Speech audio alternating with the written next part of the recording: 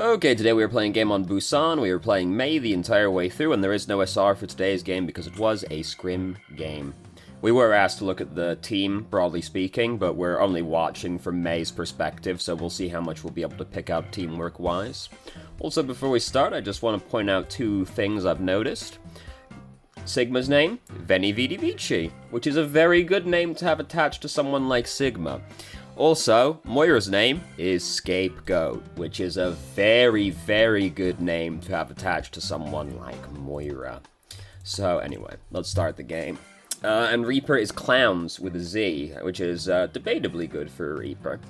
So both teams running more or less mirror comps at each other, both running double shield. We're running Moira Lucio, they're running Moira Mercy, and they've got a Doomfist instead of a Mei. But, you know, both running quite meta comps at each other. So here comes Doomfist. We want to try and bully Doomfist around as Mei, of course, and that's exactly what we're going to do. Doomfist didn't really think about what he was flinging himself into, and now he's dead. We've managed to split half the team off from each other. It's a few people still, so it's a little bit messy, but we're going to get him. And now, Reaper's dead, Sigma's dead. We're going to kill Mercy right here, so we're going to get control of the point. Easy peasy. Drop down here. There is a health kit. We can get in that room to get up to full health rather than come up. But both teams are the enemy team's resetting right now, so one of the healers will have time to heal us regardless. So now we get to set up here to try and defend against them. Now, if they don't go this way, then we could be caught on the back foot, because if they go out from underneath us, we've got to respond to that. That's exactly what ends up happening also. But this team fight's over before we even really see anything happen. Like, as soon as three of them come out, they're already dead, so the team fight's over for them. And these three are dragging their deaths out quite a long time, so we've bought some extra free time off of that as well. So that is the one thing with being up here, is if the enemy team goes under you, you have to rotate round. But if they go underneath to get onto the objective, you know, you've got control of the high ground. You can pretty much pick the fight that you want to pick, so it's not really the end of the world, but you can get caught in the back foot if you're defending up here. So their Doomfist has changed to Tracer, and their Reaper changed to Mei. I'm not really a huge fan of them doing that, because that means that they've ended up sacrificing, like, the ult economy, pretty much, because they've been... Like, they were at an ult deficit already from losing both those team fights, and now it's even worse, because they keep changing heroes. So the point did get captured behind us, because someone split off and back-capped it on us while we were fighting. So unfortunately, you know, even though we won that fight quite resoundingly still... we weren't actually making any progress on the clock towards winning, so we've recaptured it, so, you know, we've still got the free time going on here. We've only got to win one more team fight, and we're pretty much going to win the round at this point. Hangar's one of those where it can get a little bit stally, but we've got a lot of ultimates. Just run in, chuck the Blizzard straight in here. Toes also used his ultimate, so it's not even close. We've got massive ult advantage on the enemy team, and we didn't even have to use all the ultimates for that one. We've still got both support ultimates, and Reaper's about to have his ultimate as well. The enemy team, they've got Arissa's ultimate, and they're unlikely to even make it back in time to touch the point. Tracer made it back to touch the point. Is anybody else going to make it in time? Oh, here comes Toes. Toes has been split off from his team, though, so... it's the worst feeling in the world when you're playing Toes, and you've got Mei running up on you. There's just, like, nothing you can do about it, dude. So we won that fight, or that round, rather, very easily. Wasn't much, like, the enemy team made it pretty easy for us, because, like, they already were going to be behind ult-wise, so when you keep changing heroes as well, it just makes it even worse. You know, pretty much, we controlled the area. Not much to say about it, really. We basically just clapped them, and it wasn't even close. Didn't really notice anything teamwork-wise. We were pretty much all together. The only thing of note, really, from that round teamwork-wise is, like, it took kind of a long time for us to contest the point behind us when somebody snuck up on it and captured it behind us. Not watching, like, behind us closely enough is perhaps the only thing to really say about it. But, I mean, we still won the round resoundingly, so even then, you know, you get back-capped sometimes. It's not exactly the end of the world. Well, if you lose the game, it's the end of the world, but hopefully, you know, if you're in that kind of situation, you're paying more close attention to the point behind you. So he went forward pretty aggressively here. Trying to get the Mercy. No, hard to do as May. Like, we're going forward really aggressively right here. Even walling people off right there. Like, if we wall someone off, it's not the end of the world, because it's not like they're stuck in a hard choke or anything. They're just going to walk around the point. So, we ran forward, like, into the enemy team really aggressively. Fortunately, the enemy team isn't something that's, like... It was going to be hard for them to kill us quickly. And we did just still drop pretty low. It was a risky maneuver to make, is the moral of the story, but we didn't get punished for it, and like I always say, if you don't get punished, you don't have to learn. We did also decide to just punch Orisa for a while in there, rather than just reloading the gun. Orisa was using Fortify at the time. Just reload the gun and start right-clicking her. The melee on the Fortified Orisa is not worth it. You might as well take the extra time to reload and then just start shooting her again. Anyway, so we won the first fight. Their Pharah's having a pretty good time. Our team not really being very good at contesting a Pharah. So she's got her ultimate now, and, you know, Moira's working away, obviously. So Pharah uses her ultimate, only kills Reaper. We react in time, and Ice Block. Things get a little bit sketchy, but our team's here with us still. They don't manage to kill us while we're frozen. So the thing with Mei is that, you know...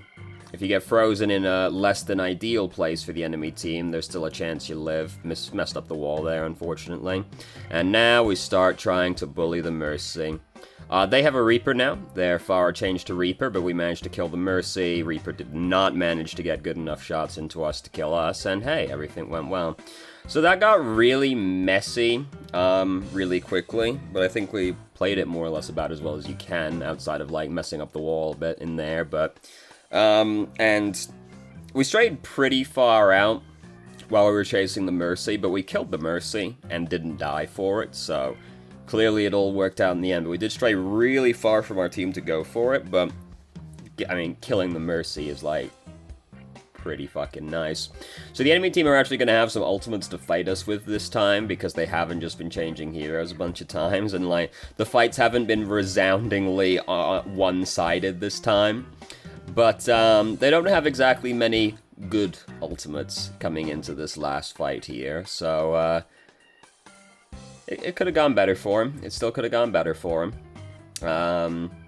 It's not you, by the way, it is the video that's got the occasional drops in here. Yeah, whatever, it's fine. And so, hey, look at that. We won the round, or the game even, this time, very easily. Second round got a lot messier. It's convenient we never really had to respond to the Pharah. She just kind of used her ultimate and then changed off, because... I mean, if they stayed on the Pharah, it might have been scary, or if they ulted better, but, like, the enemy team, like, helped us out a lot on that one. Teamwork-wise, nothing really stood out. We felt a little bit more spread out on the second round. I felt like we weren't as close together as, like, a team as we were the first round, even though we split up a little bit on the first round. But the second round, we felt a little bit more disparate around the arena, but, you know... The enemy team didn't exactly give much resistance, so it's hard to have too much to say about it. Teamwork-wise, I feel like everything went basically fine, except for that time we got back-capped. Someone should have been watching behind us to try to contest the point to stop something like that happening. Especially once we saw that they had a Tracer on the enemy team. Because once somebody like that is on the enemy team, they're gonna be trying to get behind you, and... back-capping is always a possibility, particularly on a map like that where usually you're standing on the high ground to control that doorway. So that means there's an unguarded doorway that leads directly onto the point. So back-capping's fairly easy to do on that map if the enemy team's not paying attention. So someone should have been watching that to stop that happening, ideally, but... And again, we won the fight really resoundingly, so even though they backcapped us, it didn't amount to anything, because we just turned around, killed the person responsible, and then recaptured the point. We lost a little bit of time on it, because they got like 13, 14%, something like that out of it, before we took it back. But I mean, it didn't even result in us having to take an extra fight or anything, basically. So, even then, you don't get punished, you don't have to learn, right? What we got going on right now? Punisher versus Punisher. Who would win in a fight? I mean...